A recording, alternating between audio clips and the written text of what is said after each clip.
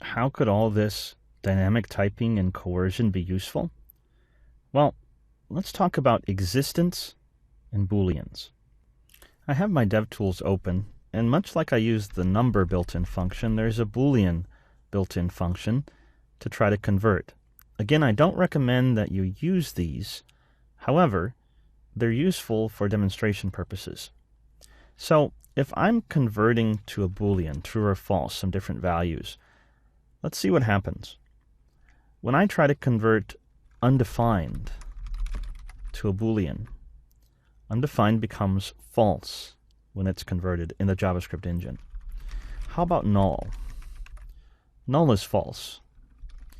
How about empty string? Empty string is also false.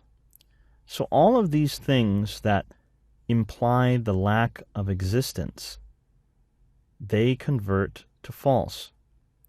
Can we use that to our advantage? Yes, let's go back to our code. And in this lecture, and many of the ones beyond, you'll get this code downloadable. The previous lectures were just simple examples, so I encourage you to try them yourselves. But here we go.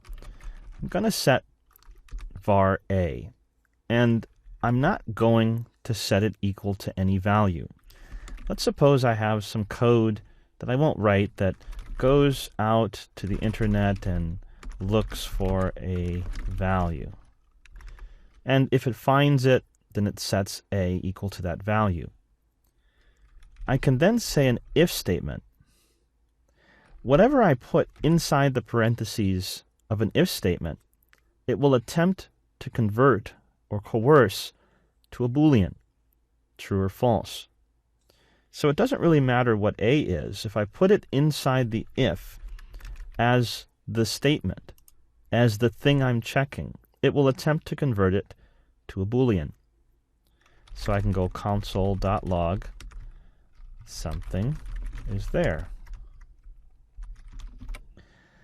If a, see that? A will be converted to a boolean. So if I go back, if a is any of these three things, then this if statement will fail because a is nothing. Because remember, the creation phase of the execution context is going to set up the memory space for this variable, and then what is it going to do? It's going to set it to what value initially? That's right, undefined. And what does undefined convert to? False. So we can use this coercion to check if a is nothing. If a came back and ended up being undefined because it was never set, or a was null, when I was doing whatever logic I was doing, I'll still get nothing. If a was an empty string, this will still convert to false, so nothing will happen. But as soon as I have something, like in string that's not empty, then that runs. See how that works? We can use coercion to our own advantage and check to see if a variable has a value, something other than undefined, null, or empty string. Now there is one caveat. If I clear this, boolean 0 is also false. So if there's any chance that this variable can end up being a 0, that's a problem. Because 0 is not necessarily lack of existence. Maybe that's a valid value. But a is going to be coerced when it's just like this, just by itself, to a boolean. And so if I refresh this, I don't get a console.log because this is false. 0 became false. So I could do something like this. If I ever thought that was possible, I could do or a triple equals 0. So what's going to happen here? Well, if I check my operator precedence and associativity table, I have, when I scroll down, the or, logical or, and that has a lower precedence than strict equality. So this strict equality function will be run before this function, the or. So first, it will run this triple equals function. A is 0. It's not going to coerce So if it really truly is 0, it will say this is true. And then this will run. The A will be coerced, and since it's a 0, it will be coerced to false, since OR wants Boolean values. And it will say if false or true.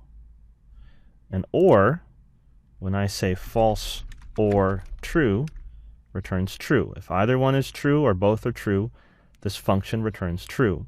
So then this becomes simply true. And I should see something is there. So if I back this out, this phrase, these two functions run in order, should then result in something is there being outputted to the console, and it does. So all I'm doing here is saying if A is something, not undefined, not null, not empty string. And you may never need to do this, because if there's no real chance that this is going to be a 0, it may be perfectly fine to simply leave it as if this exists, if this even exists at all, if anything was placed into memory other than undefined or null or empty string. So that can be very useful. And this pattern of coercion, of using coercion in this case to check for existence, is used in a lot of really great frameworks and libraries, a lot of really strong JavaScript code that's out there. It's very useful, and you can use it. Of course, if you're helping someone to debug their code that has seen this and is trying to use it without fully understanding it, and the if statement seems to be returning false when they're confused that there is a value in there, you could help them. Maybe that value is 0, and you could explain to them 0 converts to false. So that's why it's acting as if nothing is there when you're using it inside an if statement this way. So again, understanding what's happening under the hood and how all this is working will make you a better JavaScript programmer. You'll be able to debug problems better and also use advanced concepts like this in a clean, clear, and correct way.